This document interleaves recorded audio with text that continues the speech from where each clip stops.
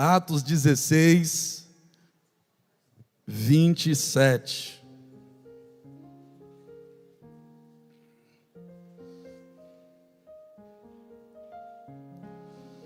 E acordando o carcereiro e vendo abertas as portas da prisão, tirou a espada e quis matar-se, cuidando que os presos já tinham fugido.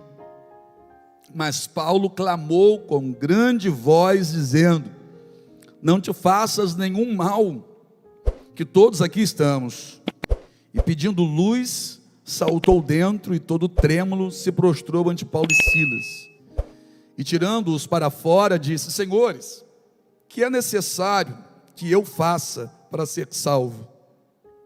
E eles disseram: crê no Senhor Jesus Cristo e serás salvo, tu e a tua casa. E lhe pregaram a palavra do Senhor e a todos os que estavam em sua casa. E tomando-os ele consigo naquela mesma hora da noite, lavou-lhes os vergões e logo foi batizado, ele e todos os seus. Senhor, fala conosco através dessa palavra. Os corações estão preparados para aquilo que o Senhor tem a fazer nessa manhã. Quem vem para um culto de domingo de manhã, vem porque ama ao Senhor, ama a tua presença, ama a tua palavra, ama te adorar, ama começar a semana da melhor maneira possível. Nós precisamos agora, meu Pai, meu Senhor, meu Deus, nós precisamos agora da revelação do teu Santo Espírito, para imprimir nesses corações aqui a tua verdade. Fala, Pai, teus filhos ouvem, em nome de Jesus, amém? Pode se assentar.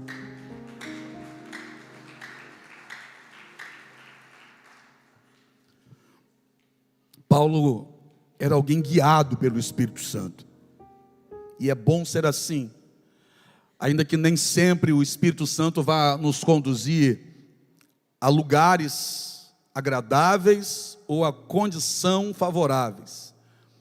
A gente já aprendeu aqui que o Espírito Santo também conduz ao deserto, não é?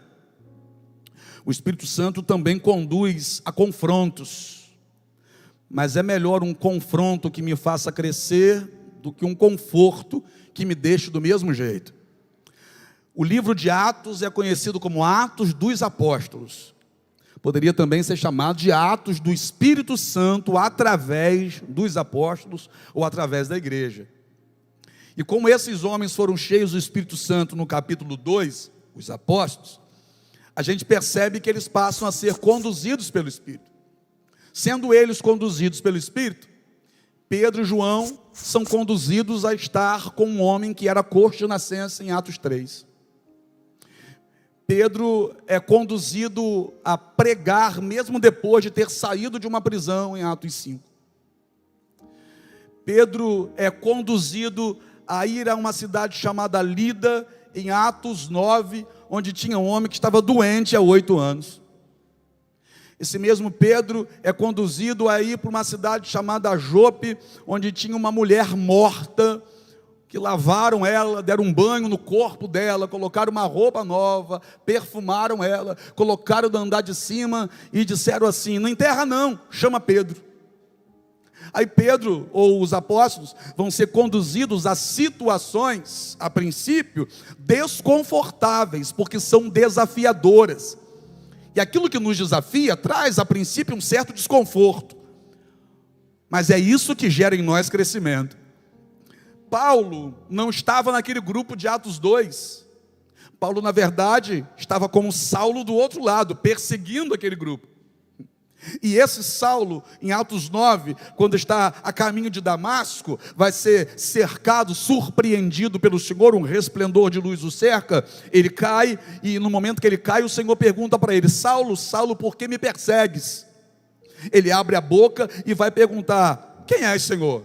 Jesus, a quem tu persegues.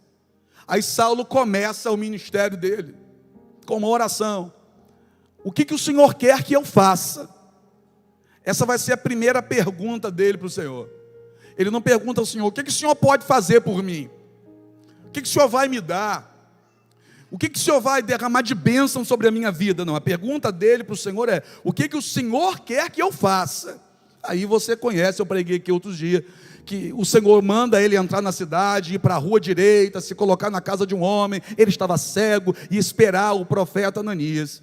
Mas foi assim que começa o contato dele com o Senhor de verdade, começa assim. Antes ele tinha o contato com a religião, ele pensava que ele conhecia Deus, ele conhecia a religião, e a religião estava o afastando do Deus verdadeiro. Porque tem muita religião que faz isso. Você se aproxima da religião, mas quanto mais você se aproxima daquela religião, mais longe você fica de Deus. Ele começa uma caminhada com o Senhor. Ele vai ficar um tempo escondido, ele vai ser moldado, Deus vai trabalhar no coração dele, mas quando o Senhor o apresenta, começa uma revolução por onde ele passa, através da vida dele. Quando ele chega na cidade de Éfeso, e na porta da cidade, ele já ora e ministra sobre 12 crentes, que nunca ouviram falar sobre o Espírito Santo. Os 12 foram cheios do Espírito Santo logo na porta da cidade. Ele entra na cidade, ele prega, e quando ele prega, os feiticeiros começam a se converter, de acordo com a Bíblia. Os feiticeiros começaram a trazer os seus livros de magia negra e queimar na praça. As pessoas que adoravam uma entidade lá chamada Diana ou Diana, começam a adorar, aqueles que estavam adorando aquela entidade, começam a se converter também, se prostrar diante do Senhor e quebrar as imagens que tinham daquela entidade. Um homem chamado Demétrios na cidade ganhava a vida construindo estátuas de Diana. E quando aquele homem começa a tomar prejuízo, ele olha para Paulo e diz: quem são estes que estão alvoroçando a cidade, que estão causando todo esse mal aqui? Mal para ele, né? Porque ele deixou de ter lucro, porque não vendia mais as imagens de escultura. O fato é que a cidade se converteu. Nesse texto, Paulo vai ser conduzido pelo Espírito a ir para essa região.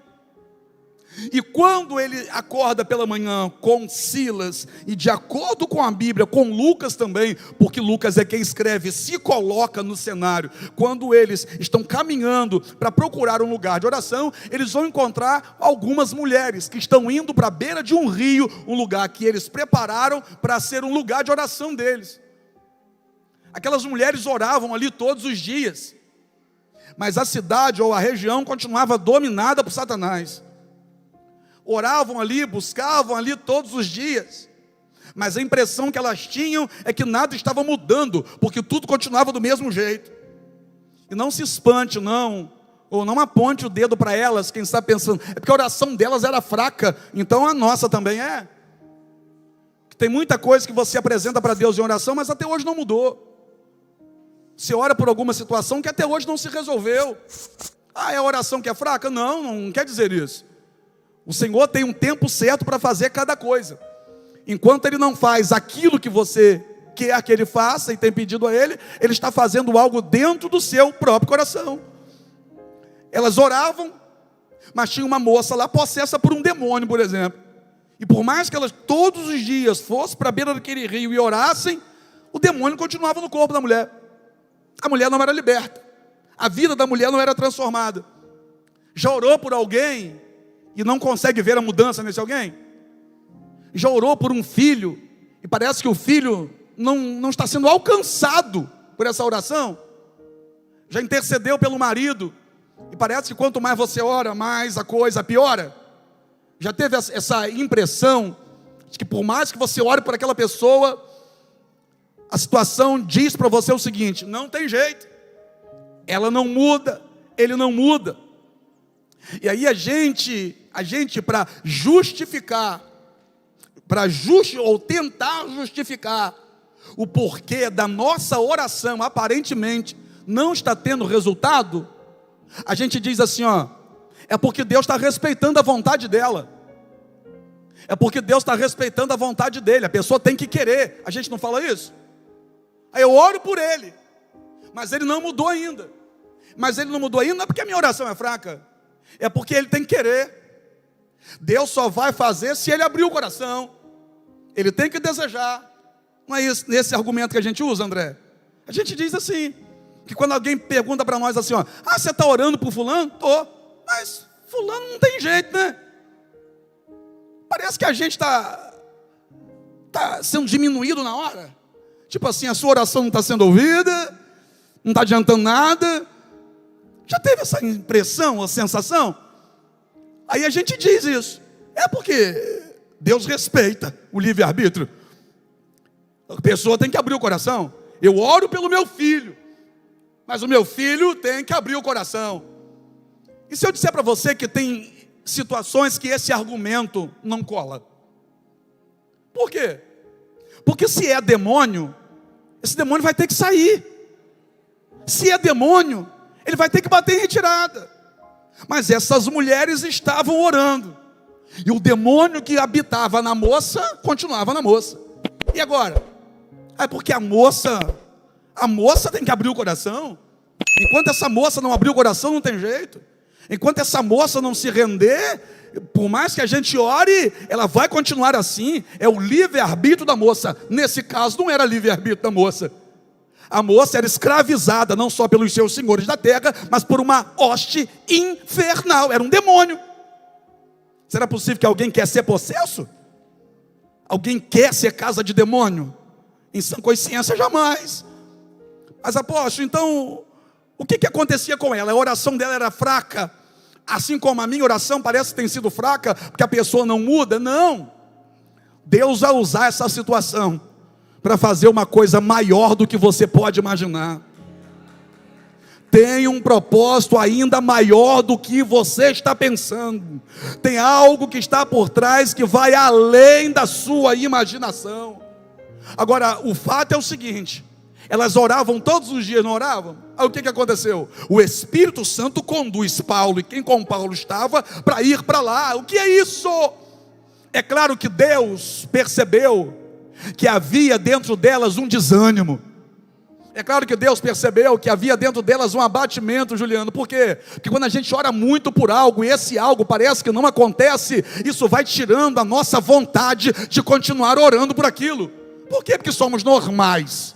Não tem nenhum super crente aqui, não tem? Creio que não.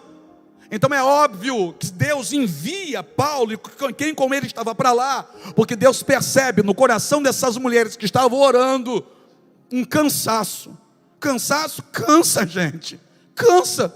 Você orar, querer a mudança de alguém e a pessoa não mudar, cansa. Você lutar por aquela pessoa, interceder, jejuar por aquela pessoa, pagar o preço por aquela pessoa, e parece que a pessoa só está piorando. Isso tem hora que cansa. Só que Deus é tão tremendo, que antes delas pararem, Deus enviou reforço. O que é isso? É Deus dizendo: eu não quero que pare, eu não quero que recue, eu não quero que desista, eu quero que continue orando, eu quero que continue lutando, eu quero que continue fazendo. Você está entendendo ou não? Olha para alguém e diga assim: ó, não para. Aparentemente não está dando certo, mas não para, não desista, continue orando, continue intercedendo. Apóstolo, eu estou fraco, peça ajuda, peça reforço, mas não para. Eu estou com vontade de parar, não para, peça socorro, peça alguém para orar contigo, liga para a gente, manda uma mensagem, mas não desiste. Por quê? Porque de repente falta pouquinho para essa vitória acontecer, e de repente pode ser nos próximos dias, e se você parar agora, você vai ter que olhar para trás e dizer assim, ó, perdi tempo. Entendeu ou não? Se você parar agora, você vai ter que olhar para trás e dizer, perdi tempo. Só que se você insistir um pouco mais, Deus vai te dar vitória. Aí você vai olhar para trás e vai dizer assim, ó, valeu a pena, valeu a pena. Foi muito tempo, foi muita subida de monte, foi muito jejum, foi muita oração, foi muita lágrima, mas valeu a pena. Você ainda vai dizer isso. Paulo chega, Silas também, Lucas também. Aí o texto vai dizer que eles se encontram com essa turma da oração. Eles se encontram? Não. Eles estavam procurando alguém? Não. Se eles se encontram com essa turma de oração, o que é isso? O pessoal estava orando, e o texto diz que pela manhã eles procuraram um lugar para orar. O que é isso, poxa? É porque Deus une propósitos. Deus coloca quem está orando perto de quem estava orando. Você está entendendo ou não? Deus une propósitos. Como assim? Ó, Deus coloca pessoas que estão orando junto de pessoas que estão orando. E o capeta coloca fofoqueiro do lado de fofoqueiro. Deus une propósito, e Satanás aproxima os semelhantes. Então quem está orando, colhe com quem está orando. E aí os fofoqueiros, ele sabe onde se encontrar. Paulo se encontra com elas, que estão indo no caminho da oração, eles vão para a beira do rio, oram, e no outro dia, Paulo se encontra com elas, vão para o caminho da oração e oram, e o demônio está lá ainda, e no outro dia, eles vão no caminho da oração, e o texto vai dizer, Lucas quem diz, que eles fizeram isso por vários dias. Então por vários dias, Paulo está orando, Silas está orando, Lucas está orando, essas irmãs que já oravam, estão orando, e o demônio continua ali. Então não era a oração das mulheres que era fraca, porque Paulo também está orando, e o demônio ainda está ali. E o que é isso então? É porque tem hora que é para orar, e tem hora que é para tomar atitude. Aí o texto vai dizer que Paulo vai mais uma vez para a beira do rio orar, junto com a turma, e vem a moça atrás dizendo, esses que nos anunciam são santos homens de Deus, esses aí são santos homens de Deus, esses aí são santos homens de Deus. E o texto vai dizer que estava fazendo isso já há dias. Só que naquele dia Paulo entendeu, opa, não é para orar, agora é para tomar atitude. Aí Paulo parou. Por quê? Peraí, eles são santos homens de Deus? São. Mas isso é uma verdade? É uma verdade, mas que parte de uma fonte que é mentirosa. É um elogio, mas que parte de uma fonte duvidosa. Então nem todo elogio é para colocar você para cima, você sabe disso, né? Tem elogio que é um disfarce para destruir você. Tem um elogio que é um disfarce para você não fazer o que você precisa fazer. Eu vou trazer só um exemplo prático para você entender. Vamos lá, olha o que eu acabei de dizer. Tem elogio que vem para você não fazer o que você precisa fazer. Como assim? Olha, você é mulher de oração mesmo, hein? Aí quando vem esse elogio, vem 1, 2, 3 vezes, sabe o que a pessoa faz? Ora menos. Por quê? Porque ela já é uma mulher de oração. Ela já é de oração, já ora muito, então ela passa a orar menos. Porque ela já é uma mulher de oração. Tem elogio que vem para você parar de fazer o que você tem que fazer.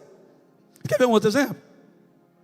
Olha, você está tão bem, você está tão bonita, menina, né, amiga? Ô, amiga, eu acho que você está na melhor fase, mas com todo respeito, tá? Com respeito, por favor. De repente a pessoa está bem acima do peso, e isso está trazendo consequência para a saúde. Só que vem os elogios, você está muito bem, você está muito bonita assim, você está muito bem desse jeito, a pessoa vai querer fazer dieta? Não. Então tem elogio que vem para você, para impedir você de fazer o que você precisa fazer. Poxa, amanhã, segunda-feira, eu vou começar a dieta. Não, começa hoje, se você deixar para amanhã, você não faz. Tem gente que está rindo aí, ó. Então deixa eu voltar para o texto, porque agora Paulo olha e diz assim, sai dela em nome de Jesus. E o demônio saiu. Deixa eu acelerar. O demônio sai dela. Só que essa moça tinha donos, ela era uma escrava. Os donos ganhavam dinheiro, porque ela adivinhava as coisas das pessoas na rua. Ela entregava muita revelação. Ela entregava um monte de revelação, adivinhava as coisas dos outros, e o povo que tinha domínio sobre ela, ganhava dinheiro com isso. Você está entendendo? Porque muita gente vai atrás de revelação, e nem quer saber qual é a boca que está falando, só quer saber de ir atrás de revelação. Aqui nesse texto era um demônio. Se o demônio ali revelava, você acha que os demônios também não andam por aí revelando em algumas bocas nos dias de hoje? Só um parênteses para você acordar, crente. Vamos lá. O demônio foi expulso. Quem adivinhava não adivinha mais. Quem ganhava dinheiro já não ganha mais. E agora? Prende esses homens. Aí o texto vai dizer que pegam Paulo e Silas. Lucas já não aparece, Lucas só narra agora. Pegam Paulo e Silas, levam para a praça, rasgam a roupa, dão 40 açoites menos 1, 39 chibatadas no lombo de cada um. Paulo tinha cidadania romana. Paulo poderia abrir a boca e dizer, pode parar, porque eu sou cidadão de Roma, e um cidadão de Roma não pode ser açoitado na praça de acordo com a lei de 328 a.C. Uma lei que quem estabeleceu foi Pôncio Laércio. Um cidadão de Roma não podia ser chicoteado na praça de Roma, e ele tinha cidadania romana. Só que Paulo, mesmo tendo cidadania romana, Paulo não abriu a boca. Paulo aceitou a dor do momento. Irmão, tem hora que é assim. Tem hora que você não entende por quê. Mas Deus vai trazer para você algumas dores do momento. De repente você só vai entender depois. Mas existem dores que são necessárias. Paulo, por alguma razão, não reagiu. Ele entendeu que a dor do momento era necessária. Pegam Paulo e Silas, jogam os dois na prisão, aí você conhece o texto. Jogam na prisão antes de 1h, porque depois de 1h ninguém poderia ser trancafiado nas prisões de Roma. Antes de 1h, até porque, de acordo com o texto, eles levantavam para orar de manhã. Tudo isso aconteceu de manhã. Então eles são trancafiados no cárcere antes de 1h. 2, 3, 4, 5, 6 horas, em nada, eles não oram, eles não adoram, eles não clamam. Só que o texto vai dizer, e você conhece bem, que por volta da meia-noite, Paulo e Silas oravam e cantavam hinos ao Senhor, e sobreveio um tão grande terremoto, que abalou os alicerces da prisão. A gente vê coluna do templo, mas a gente não vê alicerce. Por quê? Porque o alicerce está encoberto, mas a Bíblia vai dizer que o terremoto abalou o alicerce. Enquanto eles oravam e adoravam, Deus tocou onde eles não estavam vendo. Eles não viram, mas sentiram. Eu vou repetir, eles não viram, mas sentiram. Você não vê o que Deus está fazendo aqui agora, mas tem gente aqui que vai sentir que Deus está fazendo. Eu não estou vendo o que Ele está fazendo, mas eu estou sentindo, apóstolo, que Ele está fazendo. A prisão se abre. Todas as prisões se abrem. Eu caminho para a conclusão. Que quando as prisões se abrem, aparece no cenário um homem, o carcereiro, acordando o carcereiro. Não era nem meia-noite ainda, ele estava dormindo. A função dele era guardar os prisioneiros, né? Ele estava ali para cuidar que nenhum prisioneiro fugisse. A função dele qual era? Manter os prisioneiros dentro da grade. Ele dormiu, ele estava dormindo. E acordando o carcereiro, que isso? É porque o que Deus vai fazer na tua vida vai fazer muita gente acordar. Acordando o carcereiro e vendo abertas as portas da prisão. Interessante, que se ele era o carcereiro, as chaves estavam com ele. Mas eu sirvo a um Deus que abre portas que o homem pensa que tem a chave. O homem pensa que tem a chave, mas se Deus decidir abrir para você, Ele abre e acabou. Aquele político pensa que tem a chave, mas se Deus decidir abrir para você, Ele abre e acabou. Aquele atendente do SUS está pensando que é Deus para dizer para você que não pode, não pode, não pode. Mas se Deus quiser abrir aquela porta, Deus abre para você e acabou.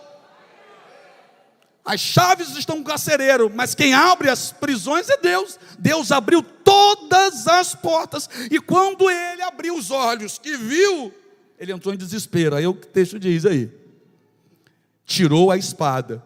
Ele tinha uma espada. Ele tira uma espada e aponta a espada para ele. Ele tira a espada e quis matar-se. Interessante que tem muitos presos ali. Ele é o carcereiro, tem um monte de preso. Mas em nenhum lugar do texto está dizendo que os presos queriam matar ele, visto que eles estão soltos e o carcereiro está na frente deles. Em nenhum momento do texto, nenhum dos prisioneiros, Paulo e Silas muito menos, estão querendo matar o carcereiro. É o carcereiro que quer se matar. Mas por que o carcereiro quer se matar? Não tem ninguém querendo matar ele. Não tem ninguém com uma arma no pescoço dele, na cabeça dele. Por que esse carcereiro quer se matar? Ele quer se matar e olha aí o texto, o que diz. Ele quis se matar pensando que os presos tinham fugido. Mas por que ele quer se matar pensando que os presos fugiram?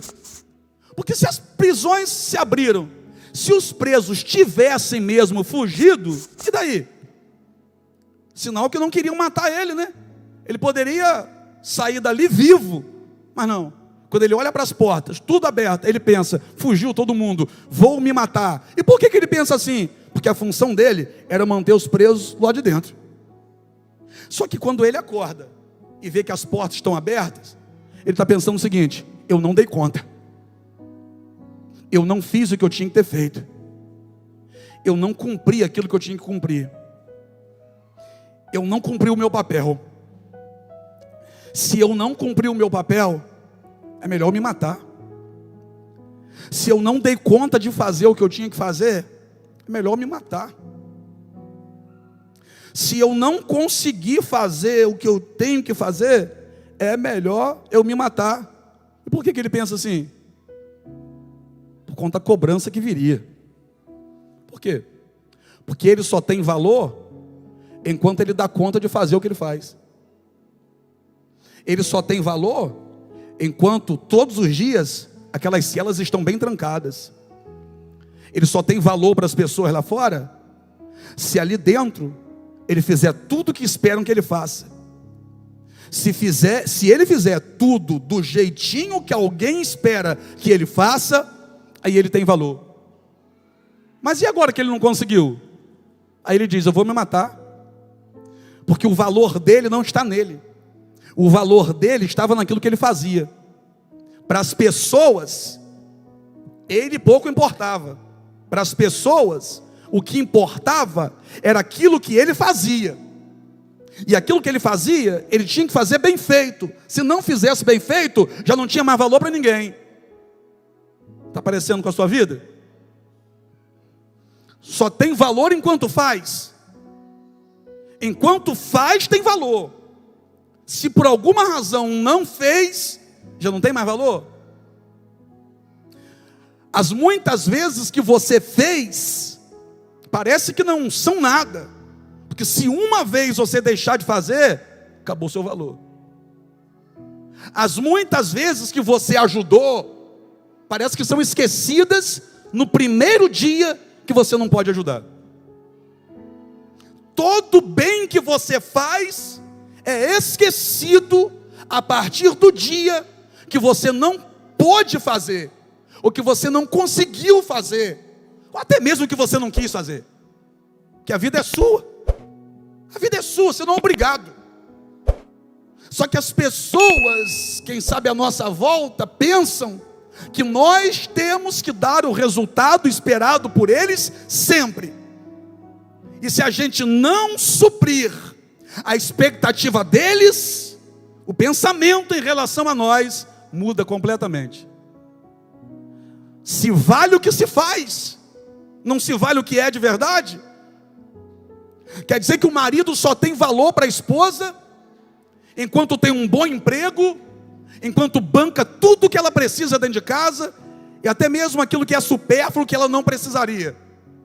Se o camarada ficar desempregado, já passa a ser tratado de outro jeito. Se perde o emprego, perde a condição financeira, se faz um downgrade, dá uma queda, já não presta mais, já não recebe mais elogios, já não se fala mais dele com orgulho, só porque agora ele ganha menos, tem menos, pode menos, só porque cometeu uma falha, só porque cometeu um deslize. Todo o bem que foi feito é esquecido. No momento em que a gente comete um erro, o carcereiro quer se matar. Ele prefere se matar do que lidar com os olhares de condenação daqueles que vão olhar para ele e dizer para ele: você tinha que ter feito, você tinha que ter guardado esse povo, você tinha que ter mantido as celas fechadas. Ele prefere se matar, Ellen, do que lidar com o olhar dessas pessoas que esperam dele que ele sempre faça de forma exemplar. Ele prefere morrer do que lidar com a decepção do olhar das pessoas que vão olhar para ele e com o olhar vão dizer: que decepção, que decepção, não era isso que eu esperava de você. Como é que você não fez isso? Como é que você não deu conta de manter essas celas fechadas? Que decepção. Como é que a gente está com a conta de energia atrasada? Que decepção. Como é que você não tirou, não passou direto na escola? Que decepção. Como é que você não passou para essa faculdade? Que decepção. Como é que você não passou nesse concurso público? Que decepção. Se a gente passa, eu sabia, parabéns, eu sabia que você ia passar. Se não passa, Que vergonha, que decepção. Se ganha bem no trabalho, se paga todas as contas, se pode bancar tudo dentro de casa. Te amo, é o meu orgulho, é uma bênção na minha vida. Se passa por aperto, se está desempregado, bem que mamãe falou, bem que mamãe disse que não era para casar com você. Esse negócio de valer o que se faz ou o que se tem, cansa e machuca. Cansa e machuca. Levando para o nível das amizades, enquanto diz sim para tudo, enquanto sempre tem um dinheiro para emprestar, enquanto sempre está estendendo a mão, meu amigo, parceiro, você é mais que um irmão. Quando um amigo por alguma razão não faz, de repente porque não pôde fazer, não teve como fazer, até queria. Que decepção, mudou muito, parece outra pessoa, está diferente demais, cansa. Aí o carcereiro pega a espada e diz: eu não vou conseguir lidar com o olhar de rejeição daqueles que queriam a minha perfeição. Acontece com você também? A dificuldade de lidar com o olhar da rejeição daqueles que queriam a sua perfeição. Agora presta atenção, ou isso muda dentro de você, ou você vai querer se matar toda semana. Por quê? Porque acertar sempre também cansa. Ter que suprir 110% da expectativa de todo mundo é cruel demais. Por favor, olha aqui para mim, ó. Não faça isso com você mesmo. Para de ficar igual um maluco, igual uma doida, querendo suprir 110% da expectativa de todo mundo. Isso é maldade com você, isso é crueldade com você. Você é gente, você tem sentimento, você tem um coração, você não é uma máquina, você não é uma coisa. Até máquinas quebram. Esses dias eu cheguei aqui, essa caixa aqui não estava funcionando. Até máquinas, objetos dão defeito. Tudo pode falhar.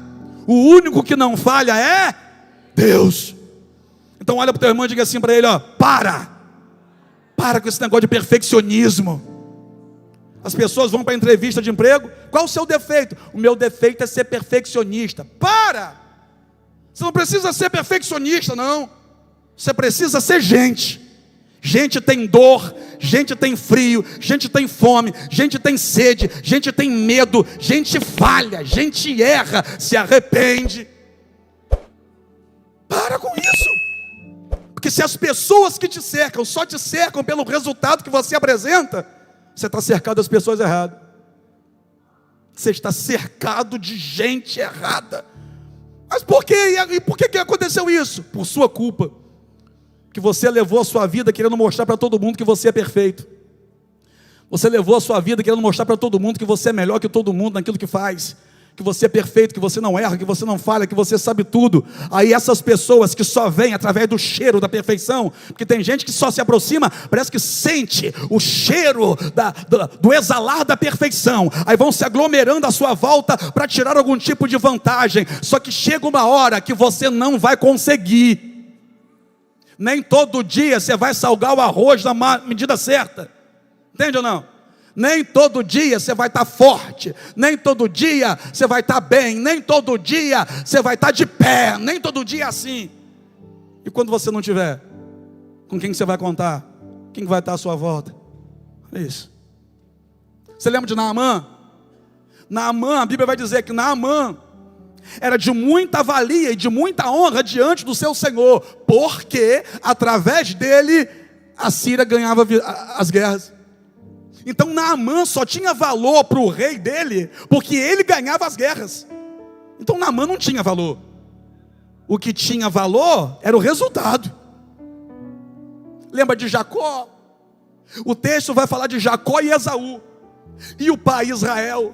Aí o texto vai dizer que Isaac amava a Esaú.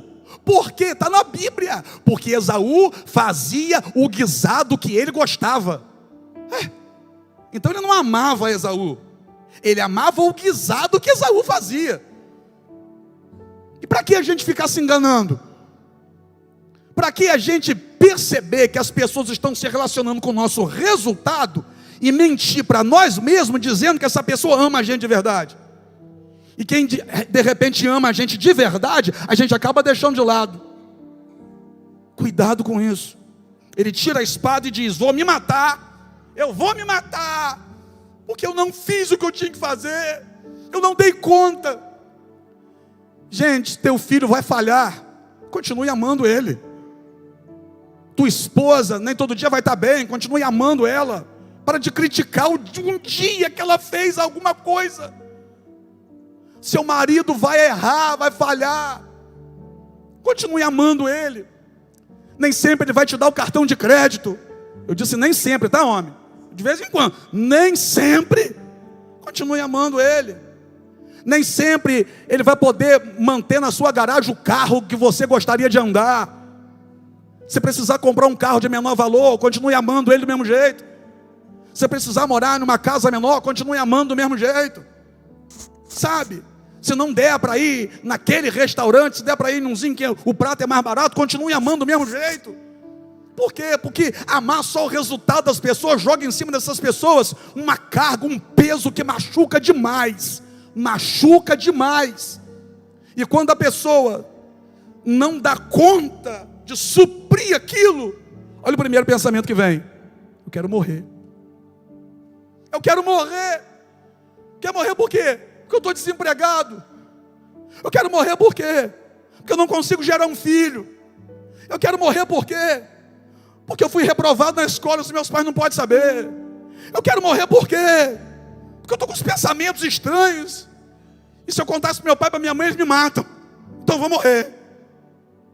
Ainda bem que aqui eu estou pregando para um povo que é diferente. Na hora que o carcereiro colocou a espada assim para se matar, de acordo com o texto, Paulo saltou de dentro da prisão, pulou para o lado de fora. Irmão, era o carcereiro. Dá para entender que era o carcereiro? Se tem alguém ali, se tem uma turma ali que deveria desejar a morte dele, eram os presos, porque estavam em lados opostos.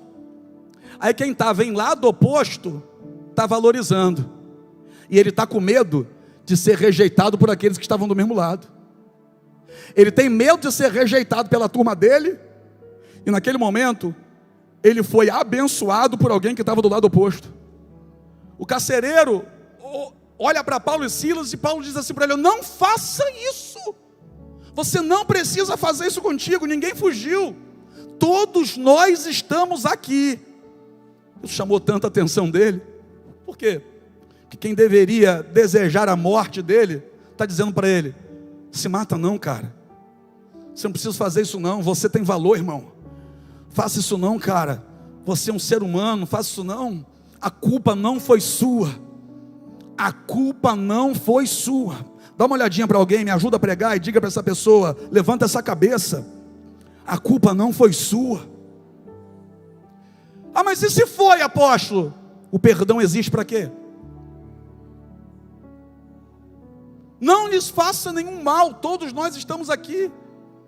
Ele entra, pede luz, e quando ele olha, está todo mundo lá, e nenhum deles se levanta para matar ele. Interessante, se os de dentro não valorizam, Deus levanta os de fora para valorizar. Aí, de acordo com o texto, ele se lança aos pés de Paulo e Silas e pergunta: o que eu faço para ser salvo? Aí Paulo vai dizer para ele, crê no Senhor Jesus e será salvo tu e a tua casa. Em quem ele acreditava? No governo de Roma. De quem ele dependia? Do governo de Roma. E o governo de Roma é o seguinte: enquanto produz tem valor, não produz mais é um nada para a gente. E Jesus pega a gente quebrado, moído, ralado, triturado, igual bagaço de cana, e diz que a gente tem valor para ele. Você está entendendo ou não? Aquilo que não presta mais para o governo de Roma está na mão de Jesus agora para ser transformado por ele. Que coisa, não é? Aquele que poderia me rejeitar decidiu me aceitar. Crê no Senhor Jesus, será salvo tu e a tua casa. O que aconteceu? Ele creu. Porque de acordo com o texto, Paulo e Silas foram para a casa dele. Ele lavou os vergões de Paulo e Silas. O que é isso? Está na hora da gente aprender a fazer por quem faz por nós. Não estranha não. Eu vou repetir, para você deixar de ser bobo. Está na hora da gente aprender a fazer por quem de verdade faz por nós. Ele, quem? O carcereiro, lavou os vergões de Paulo e Silas. Por quê? Porque Paulo e Silas fizeram por ele. E os outros? Os outros só queriam a perfeição dele. Mas quem fez de verdade por ele, foi esses dois aqui. Eles lavam os vergões de Paulo e Silas. De acordo com o texto, Paulo pregou para a família. E ele e a família dele foram batizados. Que é isso? Oh meu Deus. No dia que ele achou assim, ó, não tenho mais valor para ninguém. No dia que ele achou assim, ó, não tem mais jeito para mim. No dia que ele pensou assim, ó, agora eu vou ser chutado, desprezado por todos. Foi o dia que Jesus entrou na vida dele para mudar a história dele. Você está entendendo? Porque aqueles que são rejeitados pelo mundo são acolhidos pelo Senhor. A vida dele mudou. No dia que ele estava querendo se matar por medo de decepcionar, Jesus chegou e mostrou para ele: ei, eu quero você desse jeito aí. Eu amo você por quem você é. Eu quero você por quem você é. Eu não estou preocupado com teu resultado. Eu sei quem você é e quero você assim. Jesus quer você. Ah, mas minha família virou as costas para mim. Jesus quer você. Ah, mas alguém me abandonou. Jesus te quer. Ah, mas alguém, depois que eu perdi, nunca mais nem liga para mim, não me procura mais. Jesus não te procura. Por quê? Porque Ele está contigo todo dia. Ele está aqui hoje para te levantar. Olha para alguém, termina assim dizendo: ó, você tem valor. Fica de pé e vamos adorar ao Senhor. Você não vai acertar sempre. Preste atenção, eu não estou abrindo aqui um caminho de facilidade para você continuar errando. Eu não estou dizendo assim, ó, pode continuar errando. Não coloque palavra na minha boca. Mas eu estou dizendo que mesmo você querendo acertar, você não vai conseguir acertar sempre. Você é gente, e gente erra. Pessoas falham. Só que a gente falha quando a gente pensa que a gente perdeu o valor quando a gente erra. A gente pode ter perdido o valor, entre aspas, para quem nunca deu valor para a gente de verdade.